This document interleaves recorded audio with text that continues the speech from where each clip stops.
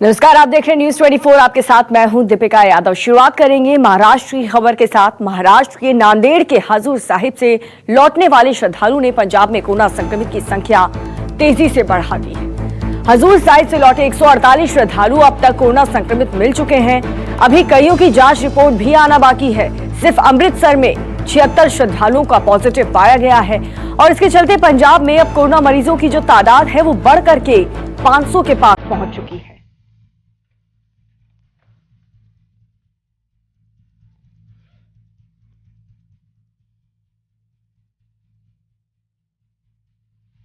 पंजाब में मरीजों की तादाद अब बढ़ चुकी है, 500 के करीब पहुंच चुकी है। पंजाब में तेजी से कोरोना मरीजों की जो संख्या है वो अब बढ़ रही है। हजूर साहिब से लौटे 148 श्रद्धालु सभी पॉजिटिव पाए गए। सिर्फ अमृतसर में ही अगर बात करें तो 76 श्रद्धालु पॉजिटिव पाए गए। और पंजाब के लुधियाना में एक ही दिन में कोरोना संक्रमण के 48 मामले सामने आए हैं। उसके बाद हड़कंप मच गया और इन 48 मामलों में 38 नांदेड़ के हजूर साहिब से लौटे श्रद्धालु का केस है। हजूर साहिब से लौटे 38 श्रद्धालु कोरोना पॉजिटिव पाए गए हैं। लुधियाना में 48 नए मामलों के साथ संक्रमितों का जो आंकड़ा है वो भी बढ़कर के 77 पर पहुंच गया। चलिए सीधा रुक करेंगे, मेरे सहयोगी विशाल जुड़ चुके हैं ज्यादा जानकारी के साथ। विशाल, पंजाब में जो हालात हैं वो बिल्कुल भी ठीक नहीं है। लगातार ये आंकड़े बढ़ते जा रहे हैं। प्रशासन क्या कदम उठाने जा रहा है? देखिए, जो लगातार ही जो श्रद्धालु थे वो आ भी रहे हैं और धीरे धीरे उनकी संख्या भी बढ़नी शुरू हो गई है। बेशक प्रशासन द्वारा लगातार ही एहतियात के तौर पर उनको क्वारंटाइन करने की प्रक्रिया भी शुरू कर दी है और ज्यादातर को क्वारंटाइन भी कर दिया गया है। और यही कारण है कि कल एकदम ही जो पंजाब में कोरोना का कहा जा सकता है कि विस्फोट हुआ है और पंजाब में इतिहास में पहली बार हुआ होगा कि इतनी तादाद में जो संख्या है वो लगातार ही बढ़ने लगी है। चाहे वो अमृतसर हो, अमृतसर में 76 जो हजूर साहब से आए हुए जो श्रद्धालु थे उनका पॉजिटिव पाया जाना। इसी तरह लुधियाना, क्योंकि दोनों ही मेट्रो सिटी कहे जाते हैं और पहले ऑरेंज उसमें थे और अब ये रेड जोन में आ गए हैं, जिससे आप अंदाजा लगा सकते हैं। वहीं पर पंजाब का एक या दो जिलों को छोड़ के ऐसा कोई भी जिला नहीं है जहां पर श्रद्धालुओं का आगमन ना हुआ हो और पॉजिटिव उनकी संख्या ना हुई हो। बेशक चाहे 1, 2, 10, 12 इसी तरह लगातार ही जो संख्या है वो बढ़ती चली जा रही है। लेकिन सबसे बड़ी जो लापरवाही सामने आ रही है वो है महाराष्ट्र सरकार की, जिन्होंने इनको पंजाब में बिना टेस्ट किए इनको भेजा, क्योंकि लगातार ही ये वहां पे रुके हुए थे।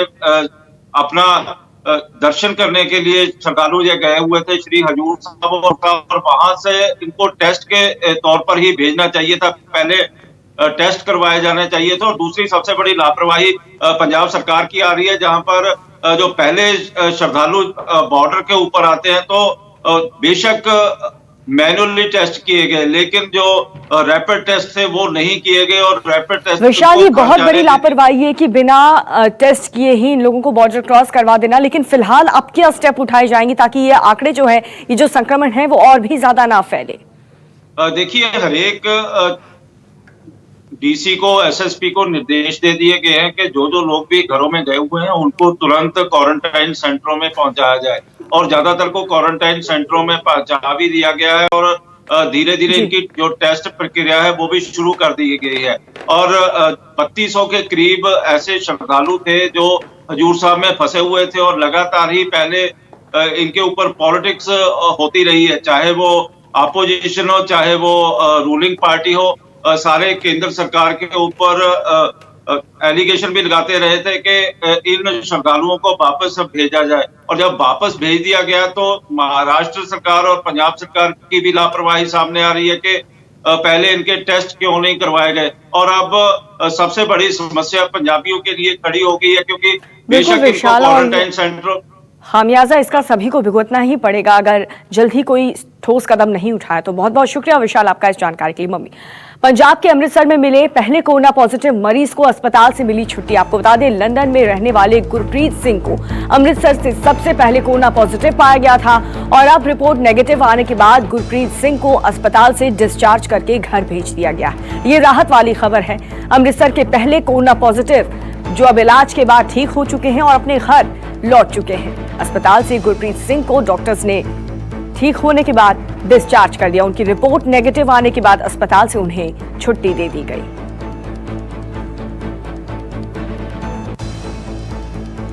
और गुजरात में भी तेजी से बढ़ रहे कोरोना संक्रमण के मामले। 24 घंटे के अंदर यहां पर 313 पॉजिटिव केस के साथ संक्रमितों का जो आंकड़ा है वो बढ़ करके 4,395 पर पहुंच गया, जबकि 17 और मौतों के साथ मृतकों का आंकड़ा भी बढ़ करके 214 पर पहुंच गया। गुजरात का अहमदाबाद सबसे बड़ा हॉटस्पॉट बन गया है। राज्य के 313 नए मामलों में से अकेले अहमदाबाद के ही 249 केस हैं, जबकि 17 मौतों में से 12 यहीं के हैं। अहमदाबाद में अब तक कोरोना के 3,026 मामले सामने आ चुके हैं, जबकि 147 लोगों की जान भी अब तक जा चुकी है।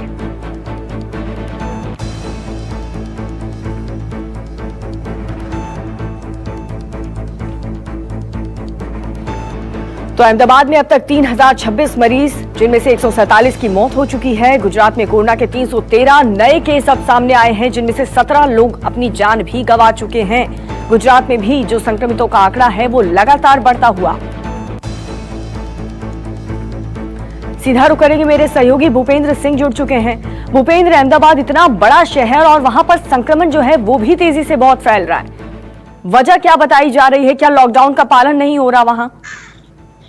बिल्कुल, एक तरह से देखी जाए तो लॉकडाउन में बहुत ज्यादा लापरवाही देखने को मिली है और खास करके ये मामले जिन इलाकों में से आ रहे हैं, जैसे कि अहमदाबाद के अंदर फिलहाल कोई भी ग्रीन जोन नहीं बचा हुआ है, सिर्फ रेड जोन और ऑरेंज जोन है। और रेड जोन जो कि अहमदाबाद के 6 इलाके ऐसे हैं, दांडी निमरा है, शाहपुर है, दरियापुर है, कालूपुर है, जमालपुर है, बहरामपुरा है, यहीं से बहुत ज्यादा मामले आ रहे हैं अभी भी। जो और आए दिन जो केसेस आ रहे हैं 250 से 300 के बीच में, उसमें से ज्यादातर केसेस जो है वो अहमदाबाद से हैं। और इन 6 वार्ड में से, अहमदाबाद में कुल 48 वार्ड है, उनमें से 6 वार्ड जो है वो रेड जोन डिक्लेयर किया गया है और बाकी ये तमाम जो है वो लेकिन और ये जो रेड जोन है इनके कई इलाके जो है कर्फ्यू में रखे गए थे, उसके बावजूद इस तरह के मामले सामने आ रहे हैं। लेकिन उसमें भी जिस तरह की मैं बात करूं, अगर कर्फ्यू भी रखा गया था तो उसमें भी 2-3 घंटे की ढील दी गई थी कि लोग अपना सामान ले सके, तो उस वक्त भी ये जो है मामले बढ़ सकते थे। दूसरी बात, सुपर स्प्रेडर्स जो है, खास करके दूध वाले, फल वाले, सब्जी वाले, किराना विक्रेता जो है, इनकी भी संख्या 200 के ऊपर पहुंच चुकी है। तो ये भी भूपेंद्र, कहाँ कमी रह जा रही है? ये आंकड़े क्यों तेजी से बढ़ रहे हैं? क्या बॉर्डर्स को सील नहीं किया जा रहा? क्या लॉकडाउन का सही ढंग से लोग पालन नहीं कर रहे? देखिए, इसमें एक तो साफ तौर पर देखा जा रहा है कि लॉकडाउन को अभी भी लोग इतनी गंभीरता से नहीं ले रहे हैं, लेना चाहिए।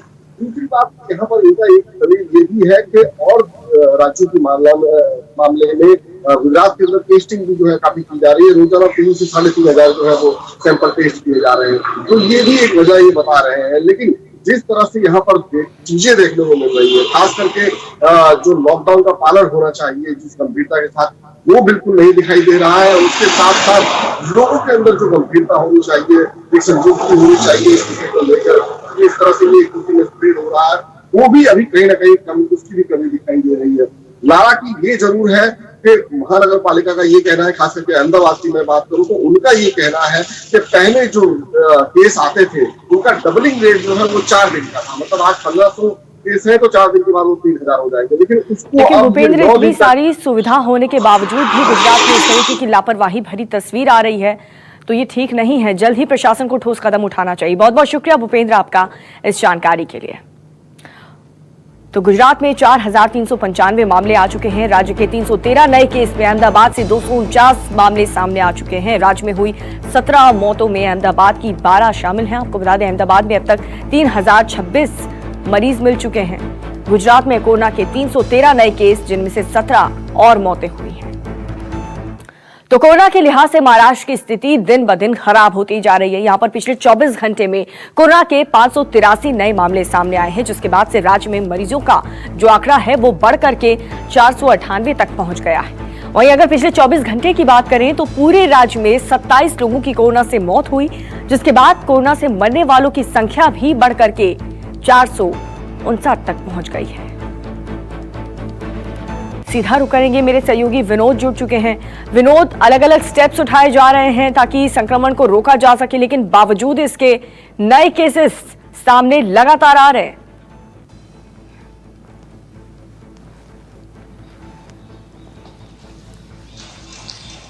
देखिए, 10,000 के पार आंकड़ा चला जा चुका है। कल की अगर बात करें तो कल मतलब 24 घंटे पहले, इससे पहले 24 घंटे ये आंकड़ा 10,000 के करीब था, लेकिन अब आंकड़ा जो पहुंच चुका है 10,498 ये आंकड़ा पहुंच चुका है। और अकेले मुंबई की बात करें तो मुंबई में 417 नए मरीज कल पाए गए हैं पिछले 24 घंटे में, और महाराष्ट्र में कुल 583 नए केसेस यहाँ पर पाए गए हैं। तो काफी चिंता का विषय है। राज्य सरकार लगातार अपनी प्रयास कर रहे हैं। कल महाराष्ट्र की जो मुख्यमंत्री है उद्धव ठाकरे, उन्होंने भी कल एक बात कही थी कि राज्य में एक भी पेशेंट बिना किसी इलाज के घर नहीं जाना चाहिए, और उन्होंने इस बारे में सख्त निर्देश सभी को दिए हैं।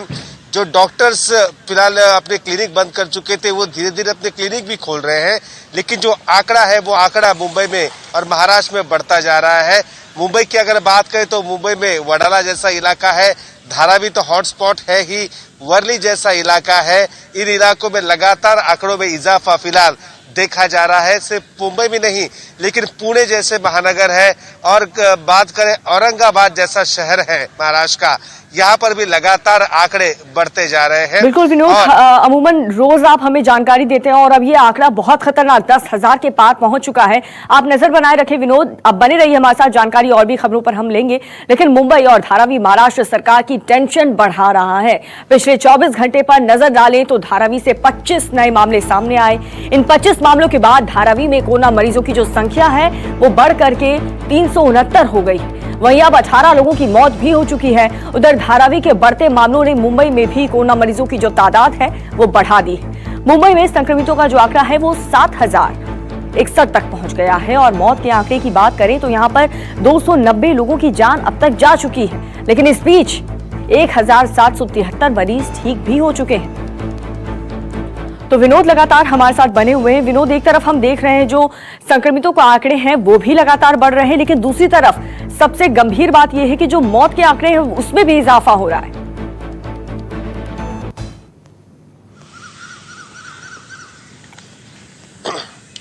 देखिए, मौत के आंकड़ों में भी लगातार इजाफा हो रहा है। कल भी आपने देखा होगा 20 के करीब मरीज यहाँ पर उनकी मौत महाराष्ट्र में हो चुकी है।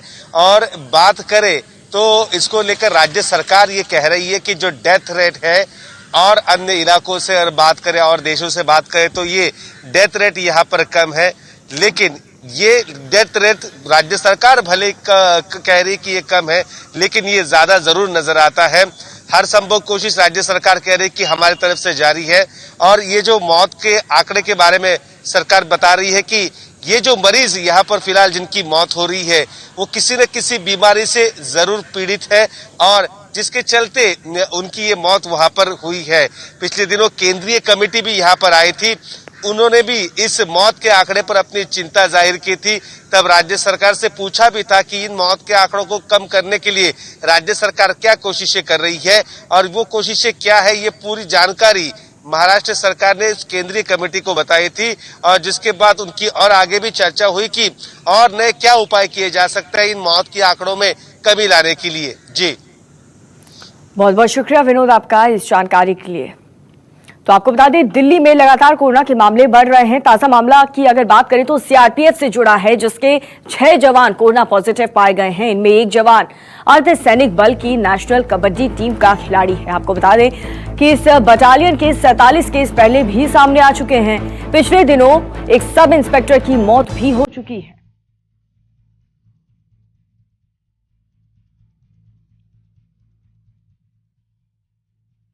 तो दिल्ली की ये खबर, जहां पर दिल्ली में सीआरपीएफ के 6 जवान कोरोना पॉजिटिव पाए गए हैं। एक जवान नेशनल कबड्डी टीम का खिलाड़ी है इनमें से। और इस बटालियन से 47 केस पहले भी सामने आ चुके थे। कुछ दिन पहले हमने देखा था कि एक सब इंस्पेक्टर की मौत भी हो चुकी थी। और देश की राजधानी दिल्ली भी कोरोना के लिहाज से खतरनाक होती जा रही है। पिछले 24 घंटे में 76 नए कोरोना के मामले सामने आए, जिनमें आजादपुर सब्जी मंडी के 4 व्यापारी भी शामिल हैं और 3 लोगों की कोरोना से मौत भी हो चुकी है। दिल्ली में अब कोरोना मरीजों का जो आंकड़ा है वो 3,515 तक पहुंच गया और 59 लोगों की मौत हो चुकी है। लेकिन इस दौरान 1,094 लोग कोरोना से ठीक भी हुए हैं।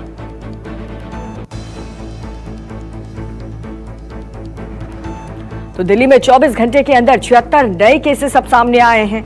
संक्रमितों का जो आंकड़ा है वो लगातार बढ़ता जा रहा है। राजधानी में कोरोना मरीजों की संख्या अब बढ़कर के 3,515 पहुंच चुकी है, जब तक दिल्ली में 59 लोगों की अब तक कोरोना से मौत भी हो चुकी है। हालांकि राहत वाली बात यह है कि 1,094 लोग अस्पताल से ठीक होकर के डिस्चार्ज भी हो चुके हैं।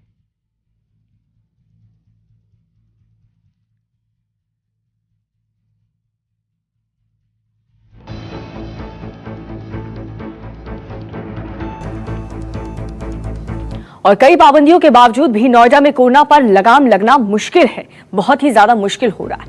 नोएडा में एक नए कोरोना का मामला सामने आया है और ये महिला नोएडा के सेक्टर 121 में काउंटी सोसाइटी की रहने वाली है। इस नए कोरोना मामले के आने के बाद नोएडा में कोरोना मामलों की जो संख्या है वो बढ़ करके 138 हो गई, जिसमें 88 मरीज ठीक हो चुके हैं और डिस्चार्ज भी उन्हें कर दिया गया है।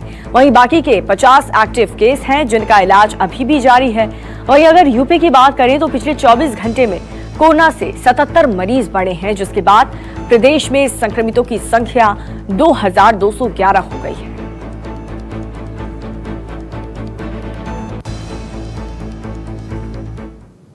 तो देश में कोरोना वायरस से संक्रमित लोगों की संख्या 33,610 पहुंच चुकी है। आपको बता दें पिछले 24 घंटे में नए कोरोना मरीजों की संख्या 1,823 तक बढ़ी।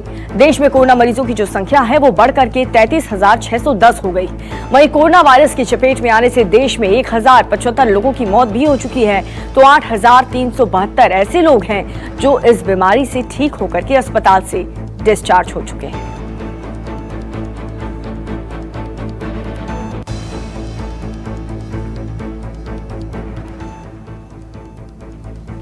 तो अब तक कोरोना से देश में अगर बात करें तो 1,075 लोगों की जान अब तक गंवा चुके हैं। 8,372 लोग कोरोना से ठीक भी हो चुके हैं, अपने घर भी जा चुके हैं। लेकिन 24 घंटे में देश में कोरोना के कई नए मामले भी सामने आए हैं। अब संख्या बढ़कर के 33,610 तक पहुंच चुकी है।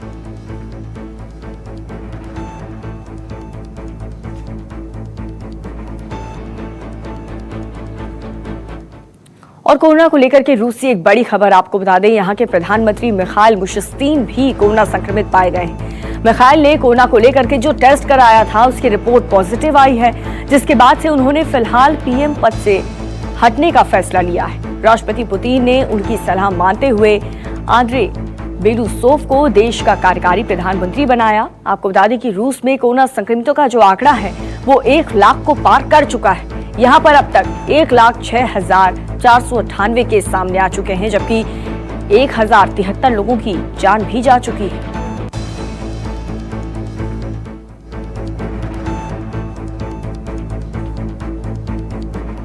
और पाकिस्तान नेशनल असेंबली के स्पीकर असद कैसर भी कोरोना संक्रमित पाए गए हैं। उन्होंने खुद ट्विटर पर इसकी जानकारी दी है कि उनका कोरोना टेस्ट पॉजिटिव आया है, जिसके बाद से उन्होंने खुद को अपने घर में क्वारंटीन कर लिया है। उन्होंने पूरे देश से सचेत रहने के लिए कहा है। असद ने 24 अप्रैल को पीएम इमरान खान से भी मुलाकात की थी।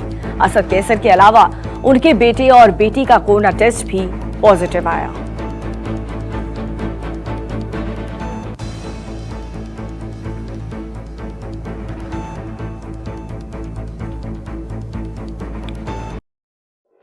अगर आपको हमारा ये वीडियो पसंद आया हो तो इसे लाइक और शेयर जरूर करें। अगर इस वीडियो पर आपकी कोई राय है तो नीचे कमेंट भी कर सकते हैं। और हाँ, देश और दुनिया की तमाम खबरों से वाकिफ रहने के लिए अभी सब्सक्राइब करें न्यूज़ 24 का यूट्यूब चैनल न्यूज़ 24 निष्पक्ष खबरें।